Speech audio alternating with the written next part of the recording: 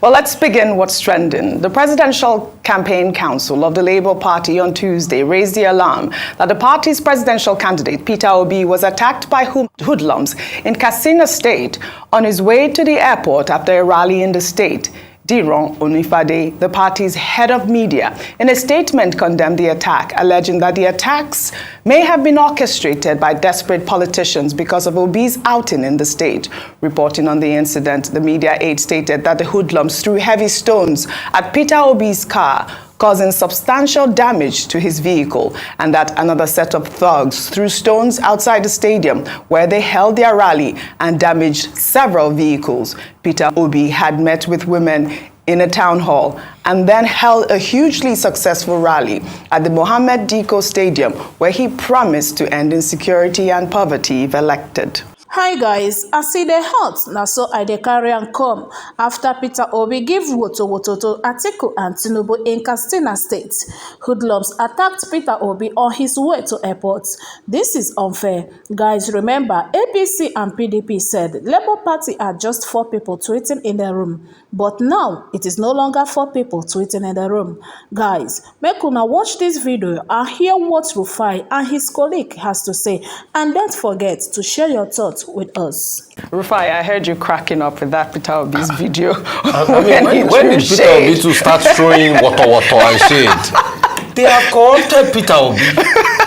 Jesus Christ, a lot of water, stray bullets everywhere.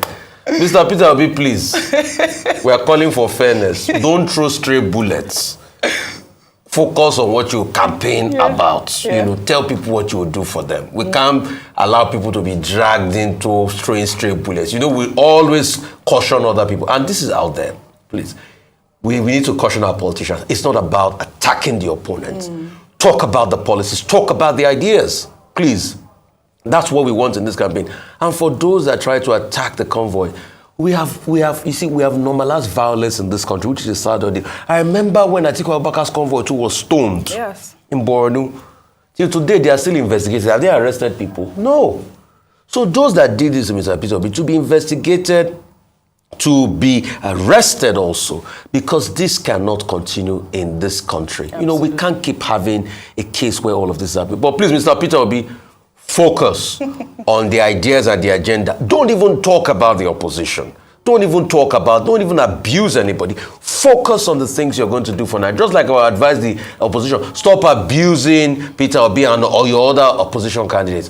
Focus. All right. Because you see, the more you abuse people in a crowd, they are jeering you on, but you are sowing the seed of discord and enmity in that crowd. And that's what leads to people stoning each other.